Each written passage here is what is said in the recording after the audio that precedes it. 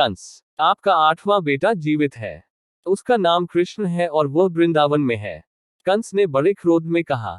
उनकी बहन देवकी और उनके पति वासुदेव उनके भयानक चेहरे के सामने कांपने लगे। तुम दोनों ने मुझे लंबे समय से धोखा दिया है, कंस ने जारी रखा। लेकिन अब और नहीं। अब मैं उस बच्चे को मारूंगा और फिर मैं तुम दोनों को मार डालूंगा। मैंने तुम दोनों को मुक्त कर दिया था, लेकिन अब मैं तुम्हें वापस जेल भेजूंगा। तुम अपनी मृत्यु तक वहीं रहोगे। इस गर्जनापूर्ण घोषणा के साथ उन्होंने अपने सैनिकों को युगल को गिरफ्तार करने और उन्हें शाही जेल में सलाखों के पीछे डालने का आदेश दिया। उनके जीवन के 9 साल सलाखों के पीछे गुजरे थे। अब उनके बच्चे के जीवित रहने की खोज ने उन्हें फिर से जेल में डाल दिया। अश्रुपूरित युगल एक दूसरे को दिलासा दिया और उस दिन की प्रतीक्षा की जब अत्याचारी राजा उनके पुत्र द्वारा मारा जाएगा। अब कई साल हो गए थे जब आकाशवाणी ने कंस को चेतावनी दी थी कि उसकी बहन देवकी की 8वीं संतान उसे मार डालेगी। उसके 7 पुत्रों को नष्ट करने के बाद कंस ने अपनी बहन और उसके पति वासुदेव को रिहा कर दिया था, जब 8वीं संतान एक पुत्री निकली। लेकिन अब यह पता चला कि उनका भतीजा वृंदावन में जीवित और अच्छी तरह से था। कंस ने फिर से देवकी और उसके पति को कैद कर लिया और अपने निजी कक्ष में लौट आया। कूटका, कंस ने अपने कर्कश स्वर में गुर्राया। केशी कहाँ है? उसे उस बच्चे को मारने के लिए भेजे हुए 2 दिन हो चुके हैं। वह कहाँ है? केशी, कृष्ण द्वारा मारा गया था, मेरे भगवान, पहले मंत्री ने डर से कांपते हुए जवाब दिया, क्योंकि वह राजा के क्रोध को अच्छी तरह से जानता था। कंस गरज उठा, मेरा प्यारा नौकर केशी मर गया। लेकिन वह कैसे हो सकता है? क्या वह लड़का इतना शक्तिशाली है? उसने डर और रोष में कूटका से पूछा। हाँ मेरे भगवान, वह है। वह है। तो वास्तव में, मंत्री ने बड़बड़ाया, वह जन्म से ही जादुई शक्तियों से धन्य लगता है, मेरे भगवान। अब हम जानते हैं कि कृष्ण को साधारण तरीकों से मारना असंभव है। इसलिए हमें चालाकी का सहारा लेना चाहिए और उन्हें मथुरा लाना चाहिए। कंस के मन में धीरे धीरे एक भयानक भय घर कर गया था। उसे हमेशा यह डर सताता रहता था कि कहीं आकाशवाणी की कही हुई बात सच न हो जाए और कहीं वह अपने भतीजे को मार न डाले। लेकिन वह शक्तिशाली शासक, सभी का स्वामी माना जाता था। वह अपना डर दिखा सकता था। अपने डर को निगलते हुए कूटका ने जारी रखा, जो तलवारों से हासिल नहीं होता है, वह शब्दों से पूरा किया जा सकता है।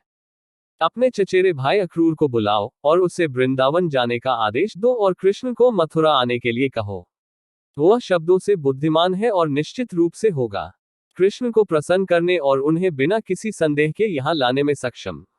बाकी सब आसान होगा। एक बार लड़का यहाँ आ गया तो हम उसे आसानी से मार सकते हैं। कंस ने कुछ मिनट सोचा। हाँ, यह बस काम कर सकता है। उसने सहमति व्यक्त की और अपने चचेरे भाई को बुलाया। उसने अक्रूर को अपनी योजना समझाई और उसे वृंदावन भेज दिया।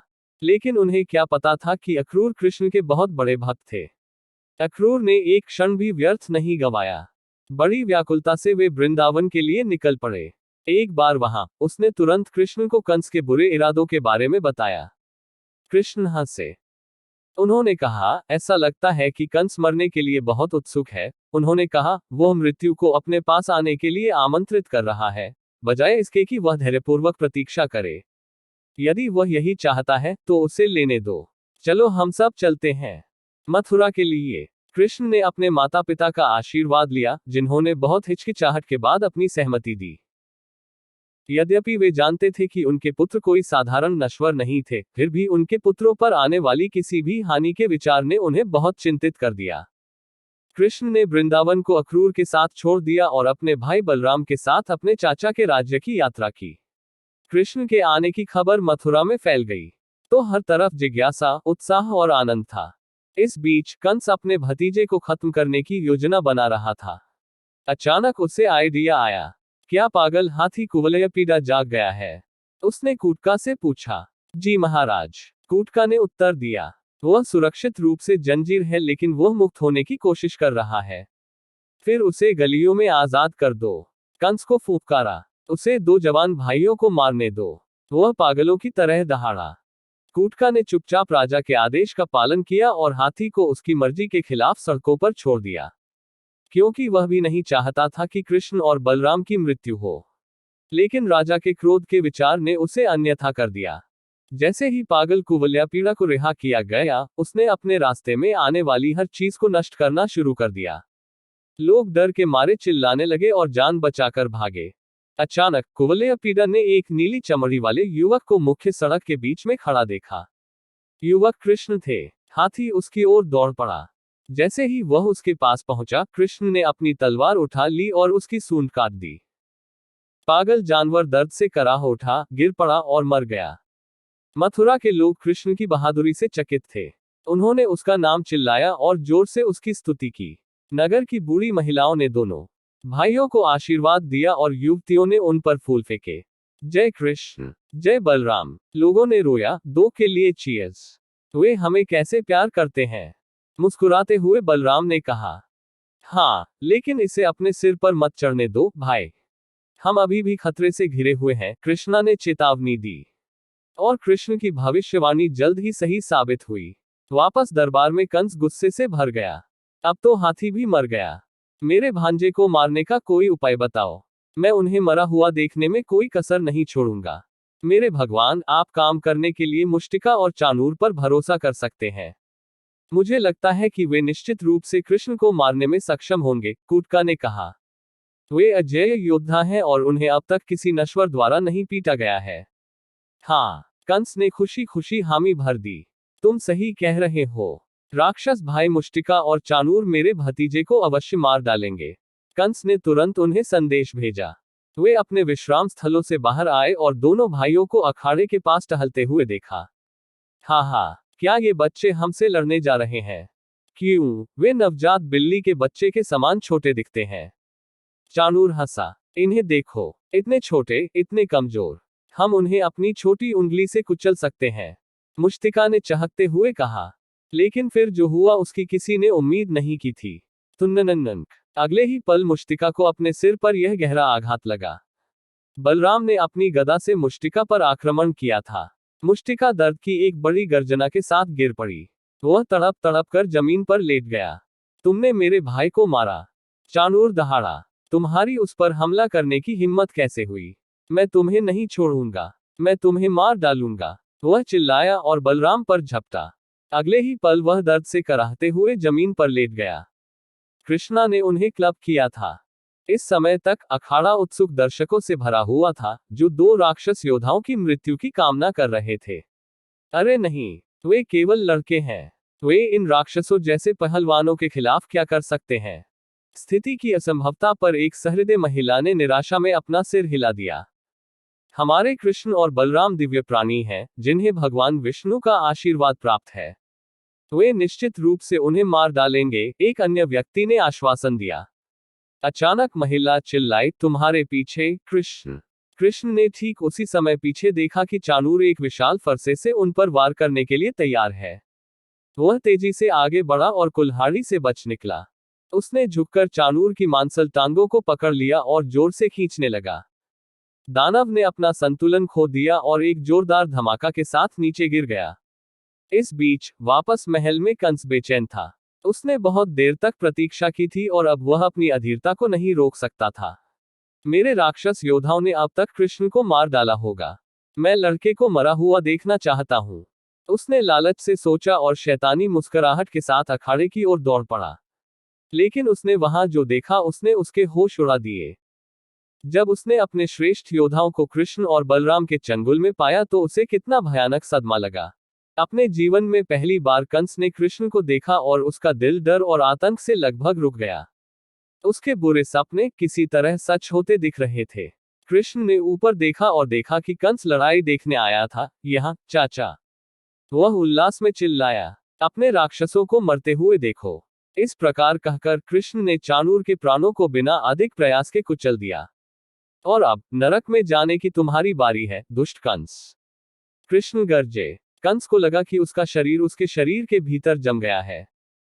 अपने मुस्कुराते हुए भतीजे को अपनी ओर बढ़ते देखकर उन्हें एक भयानक भय का अनुभव हुआ। यह वह दृश्य था जो उसने पिछले कुछ वर्षों से रात रात भर अपने दुःस्वप्नों में देखा था। अपने जीवन के लिए एक नश्वर भय से भरा कंस ने भागने की कोशिश की। मथुरा के लोग अपने दुष्ट राजा के आतंक से बहुत खुश थे। कंस को दंड दो, उसके अनुचित शासन के लिए अत्याचारी को मार डालो, उसे बचने न दो। वे खुशी से चिल्लाए। कंस अखाड़े के चारों ओर दौड़ा, इस उम्मीद में कि वह बच सके जहां वह बच सके। लेकिन मथुरा के नागरिक जिन्हें उसने सताया था इन वर्षों में क्षमा में नहीं थे। मनोदशा, उन्होंने कंस को जमीन से भागने न देते हुए अखाड़े की परिक्रमा की। बहुत अन्याय चुपचाप सहा गया था। बहुत आंसू बहाए जा चुके थे। डर के मारे बिना आवाज उठाए मथुरा के नागरिकों ने बहुत कुछ सहा था। अंत में उन्हें पलटवार करने का अवसर मिला और उन्होंने इसके हर पल का लुत्फ उठाया। राजा जहां भी भागता, हंसा और उपहास करता था। उसके पास अब बचने का कोई रास्ता नहीं था। कृष्ण ने कंस पर झपट्टा मारा, उसके बाल पकड़ लिए और उसे जमीन पर धकेल दिया। अब तुम राजा नहीं हो। तुम कभी भी राजा बनने के योग्य नहीं थे। उसने घोषणा की और कंस का मुकुट उतार दिया। लेकिन राजा ने शायद ही सोचा हो। वह बस यही चाहता था कि उसे जिंदा छोड़ दिया जाए। कंस ने खुद को बचाने के लिए उठने की कोशिश की, लेकिन कृष्ण की पकड़ मृत्यु की पकड़ जैसी थी। मुझे छोड़ दो कृष्ण, अंत में कंस ने विनती की, मुझे क्षमा करें। कृपया क्षमा मांगने के लिए अब बहुत देर हो चुकी है। तुम्हारा समय समाप्त हो गया है, दुष्ट अत्याचारी। बलराम ने दहाड़ा। अब तुम्हारे मरने का समय आ गया है। नरक के अंधेरे में अपने काले कामों के बारे में सोचो। कृष्ण ने गुस्से में कहा, अब मैं तुम्हें हर उस पाप के लिए जोर जोर से कुचलने जा रहा हूं जो तुमने किया है। यह मेरे माता पिता को कैद करने और उन्हें 9 साल तक कालकोठरी में रहने के लिए है। उसने कहा और अपनी पकड़ मजबूत कर ली। कंस सांस लेने के लिए संघर्ष कर रहा था। यह मेरे जन्म के समय मथुरा में मेरे 7 भाइयों और अनगिनत मासूम बच्चों की हत्या के लिए है। कृष्ण ने कहा और अपनी पकड़ और मजबूत कर ली। और यह मेरे दादाजी को कैद करने और इन सभी वर्षों के लिए मथुरा के लोगों को आतंकित करने के लिए है। कृष्ण ने घोषणा की और अंत में अपना सिर फोड़ लिया। कंस ने अंतिम सांस ली और मृत अवस्था में जमीन पर गिर पड़ा। आसमान खुल गया और आसमान से फूलों की बारिश हुई। ओरेकल के शब्द आखिरकार सच हो गए। कंस देवकी के 8वें पुत्र द्वारा मारा गया था। लंबे समय के बाद मथुरा के लोग फिर से मुस्कुरा सके। उन्होंने खुशी और राहत की सामूहिक सांस ली। अंत में वे दुष्ट कंस के शासन से मुक्त हो गए। हमारा कार्य अभी समाप्त नहीं हुआ है। हमारा एक और कर्तव्य है, बलराम, कृष्ण ने याद दिलाया। ठीक कहते हो भैया। बलराम ने सहमति में सिर हिलाया। भाइयों ने महल में भाग लिया और कालकोठरी में प्रवेश किया जहां देवकी और वासुदेव को कैद किया गया था। उन्होंने जेल के द्वार खोल दिए। मां, कृष्ण ने धीरे से पुकारा। देवकी और वासुदेव को अपनी आंखों पर विश्वास नहीं हुआ। यहाँ उनका बेटा उनके सामने खड़ा था। वे अपने बेटे को देखकर खुशी से पागल हो गए। देवकी ने कृष्ण को गले लगा लिया और उनके लिए खुशी के आंसू बहाए। कृष्ण तब अगली कोठरी में गए जहां उन्होंने अपने दादा उग्रसेन को मुक्त किया। उग्रसेन ने उसे आशीर्वाद दिया और कहा, मेरे पोते, अब तुम राजा हो। हाँ दादाजी, लेकिन मेरी नियति कहीं और है और वहां मुझे पहले जाना चाहिए, कृष्ण ने उत्तर दिया जब वह वृंदावन के लिए रवाना होने के लिए तैयार हो रहे थे। इस प्रकार दुष्ट कंस के अत्याचार का अंत हुआ। सजा उसे देर से मिली, लेकिन यह सजा उतनी ही न्यायसंगत और भयानक थी जितनी कि उसके कार्य थे।